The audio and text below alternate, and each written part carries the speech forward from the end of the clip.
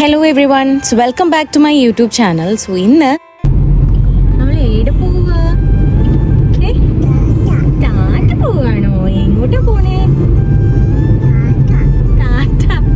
അപ്പോൾ ആമി പറഞ്ഞ പോലെ നമ്മളൊരു യാത്ര പോവുകയാണ്. ഇതൊരു ട്രാവൽ വ്ലോഗാണ്. അപ്പോൾ നമ്മൾ പോകുന്നത് തഞ്ചാവൂർക്കാണ്. അപ്പോൾ നമ്മൾ പോകുന്ന റൂട്ട് എന്ന് പറയുന്നത് പാലക്കാട്, പൊള്ളാച്ചി, പളനി ത്രൂ ആണ് നമ്മൾ തഞ്ചാവൂർക്ക് പോകുന്നത്. അപ്പോൾ നമ്മൾ നമ്മുടെ കേരളത്തിലെ ആദ്യത്തെ തുരങ്കപാതയായിട്ടുള്ള കുതിരാൻ ടണൽ ത്രൂ ആണ് കേട്ടോ പോണേ. അപ്പോൾ നമ്മുടെ കേരളത്തിൻ്റെ തന്നെ ഗതാഗത ചരിത്രത്തിൽ ഒരു നാഴികക്കല്ലായിട്ട് മാറിയ സ്ഥലമാണ് ഈ കുതിരാൻ ടണൽ എന്ന് പറയുന്നത്.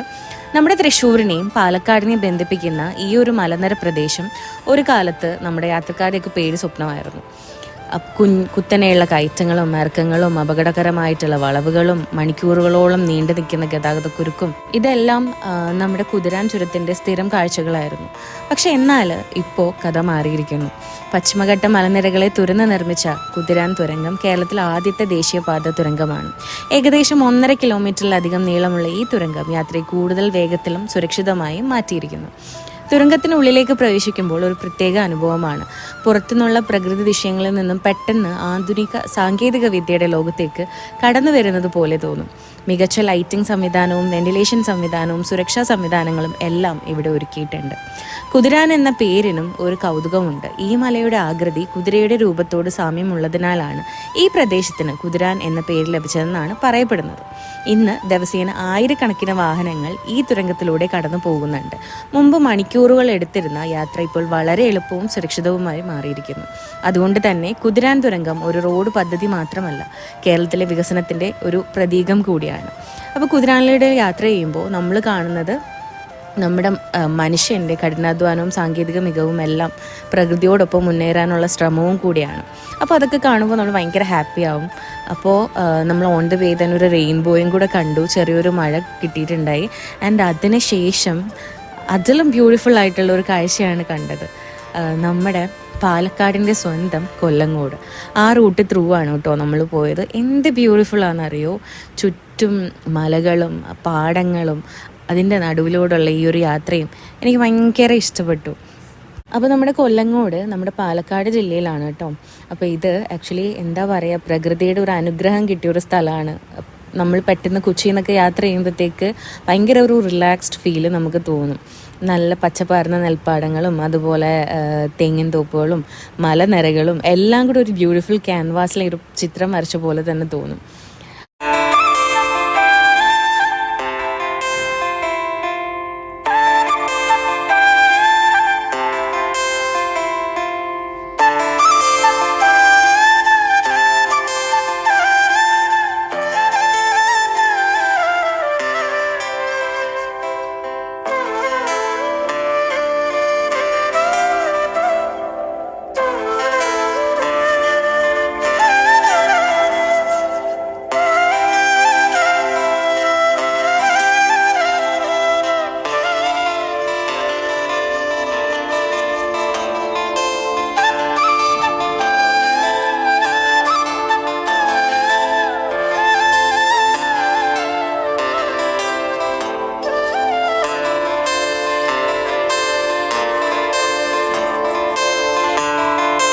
അങ്ങനെ നമ്മൾ യാത്ര തുടർന്നപ്പോഴാണ് അവിടെ ഏതോ ഒരു ഷൂട്ടിങ്ങിൻ്റെ ലൊക്കേഷനായിരുന്നു. അപ്പം അതിൻ്റെ കുറച്ച് തിരക്കുകളും കാര്യങ്ങളും ഒക്കെ നമുക്ക് കിട്ടിയിട്ടുണ്ടായിരുന്നു. അവർ പാക്കപ്പ് ചെയ്ത് എല്ലാവരും പോകുന്ന ഒരു സമയമായിരുന്നു.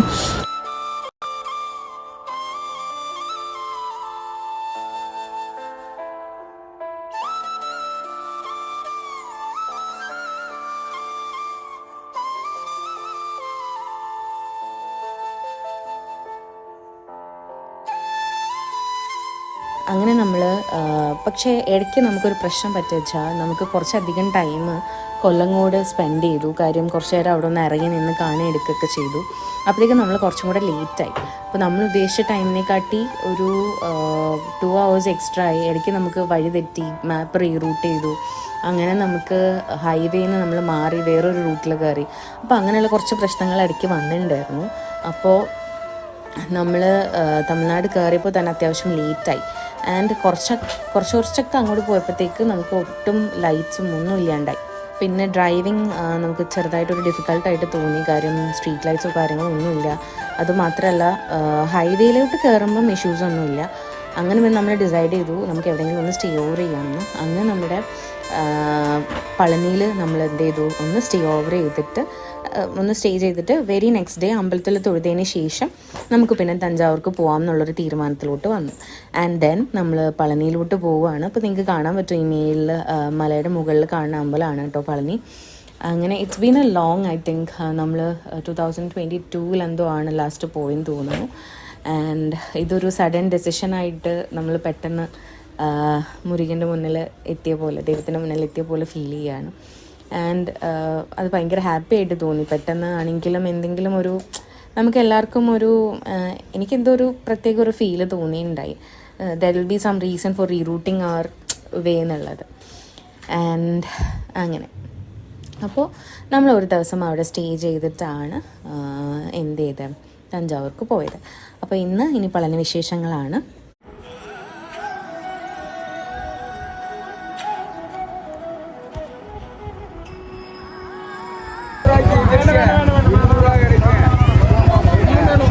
നമ്മളിപ്പോൾ പളനിയിൽ എത്തിയിരിക്കുകയാണ്. അപ്പോൾ നമ്മുടെ ബാക്ക് സൈഡ് കാണുന്നതാണ് കേട്ടോ പളനി, ആ ലൈറ്റ് കത്തി കാണുന്നത്.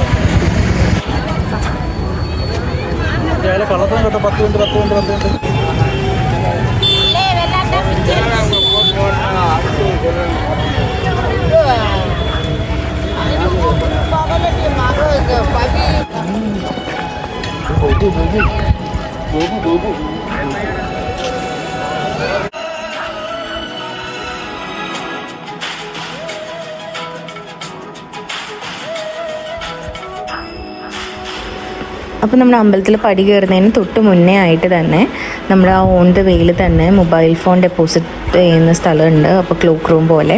അപ്പോൾ എനിക്കൊന്ന് 5 rupees എന്തോ ആണെന്ന് തോന്നുന്നു കേട്ടോ. അപ്പോൾ അവിടെ വേണമെങ്കിൽ നിങ്ങൾക്ക് മൊബൈൽ ഫോൺസും നിങ്ങളുടെ ലഗേജസും ഒക്കെ വെക്കാൻ പറ്റും തോന്നുന്നു. ആൻഡ് അതുപോലെ തന്നെ നമ്മുടെ മുടി അടിക്കുന്ന സ്ഥലം ഉണ്ടല്ലോ, മുണ്ടനം ചെയ്യുന്ന സ്ഥലം, അവിടെയും ഫ്രീ ഓഫ് കോസ്റ്റ് തന്നെയാണ്. അപ്പം അങ്ങനെ കൊടുക്കേണ്ടവർക്ക് അങ്ങനെയും ചെയ്യാം കേട്ടോ. അങ്ങനെ ഞങ്ങൾ റൂമിലേക്ക് പോവുകയാണ്. അപ്പോൾ നമ്മൾ കാർ ഇവിടെ പാർക്ക് ചെയ്തിട്ടുണ്ട്. അപ്പോൾ ഇവിടെ നിന്ന് കാർ എടുത്തിട്ടാണ് റൂമിൽ പോകണം. കുറച്ച് ഡിസ്റ്റൻസ് ഉണ്ട്. ഇല്ലടാ, അത് പളനിയാണെങ്കിൽ ഇതാണ് കേട്ടോ നമ്മുടെ റൂം.